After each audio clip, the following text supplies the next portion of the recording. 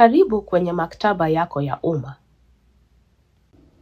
Karibu kwenye maktaba yako ya umma. Maktaba za umma ni rasilimali ya bure kwa kila mtu katika jamii. Maktaba hutoa mengi zaidi kuliko vitabu tu. Ni mahali pa elimu na starehe. Maktaba hutoa fursa kwa watu wa rika na asili zote kujifunza, kuchunguza mambo yanayowavutia, kukutana na wengine na kujifunza kile kinachoendelea katika jumuiya.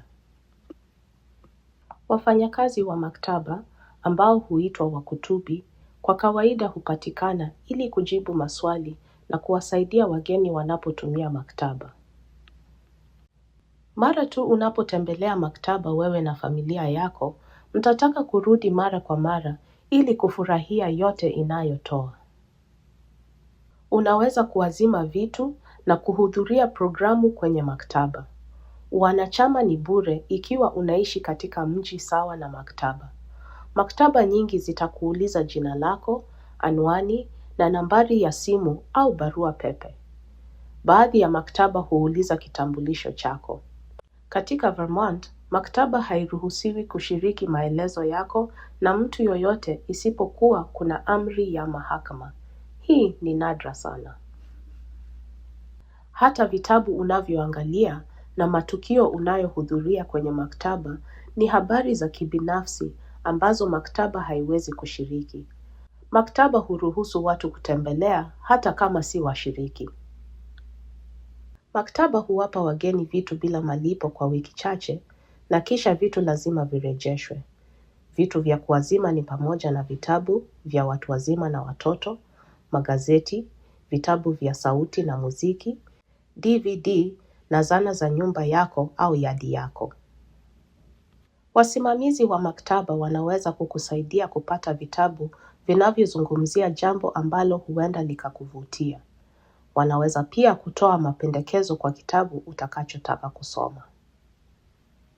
Vitabu vingi kwenye maktaba yako viko katika Kiingereza, lakini unaweza kumwomba msimamizi wa maktaba kitabu katika lugha yako na atafanya awezavyo ili kukuagiza kitabu hicho kutoka kwa maktaba nyingine. Hii inaitwa mkopo baina ya maktaba. Atawasiliana nawe kitabu ulichoomba kitakapofika na unaweza kuazima na kukirejesha kwenye maktaba ya eneo lako. Maktaba nyingi pia hutoa wifi ya bure, kompyuta zilizo na ufikiaji wa mtandao, vichapishaji na skana, vitabu katika muundo wa kielektroniki na rasilimali zingine za mtandaoni. Wakati mwingine, kuna madarasa ya kukufundisha jinsi ya kutumia kompyuta na mtandao. Mbali na wifi na kompyuta, maktaba hutoa ufikiaji wa habari kwenye mtandao kupitia hifadhi data. Hifadhi data ni bure kutumia na ina makala, vitabu vya kielektroniki, video na picha zote katika sehemu moja. Yanatoa taarifa juu ya kila kitu kuanzia insha wewe au mtoto wako mnaweza kuwa mnaandika kwa ajili ya shule au chuo hadi maagizo ya miradi ya nyumbani na mambo ya kujifurahisha. Mara nyingi, maktaba hutoa matukio ya bure.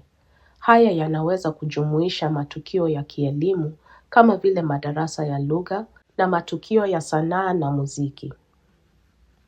Maktaba nyingi hutoa nyakati za hadithi, wakati mfanyakazi wa maktaba anasoma vitabu kwa sauti kwa watoto na walezi wao. Watoto wanapenda hadithi hizi kama wazazi wao. Wanaotembelea maktaba wanaweza kutumia vyoo na maji ya kunywa kila wakati, meza za kazi au kazi za nyumbani, sehemu tulivu za kusoma na kuketi. Maktaba nyingi pia zina vyumba vya mikutano ambavyo unaweza kuhifadhi bila malipo. Wakutubi wanapatikana ili kujibu swali lolote ambalo wageni wanaweza kuwa nalo kuhusu jambo lolote.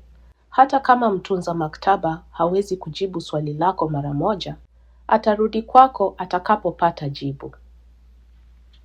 Tembelea maktaba ya eneo lako na utafurahi kuona yote inayokupa.